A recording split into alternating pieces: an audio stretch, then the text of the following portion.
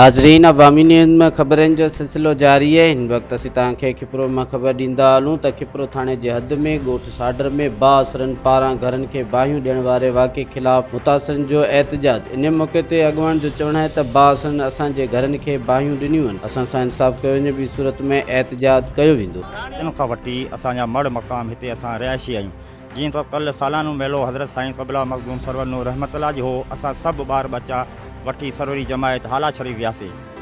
ॾींहं जो 4 बजे सरदार इसरार अहमद राणीपुर जो सलाईंदड़ माची ॻोठ अली मोहम्मद सोलनी मंझि आयो, जेको मीटिंगूं ऐं वॾनि शामियाननि ते वॾा वाइट ॾींदो। ईअं चयूं त असांजे मक़ाम खे राजड़ बिरादरी जा कब्ज़ा आहिनि, तव्हां पाण सर्वे करो त सभ खां पहिरियां ई असांजो वेझे में वेझो मक़ाम आहे।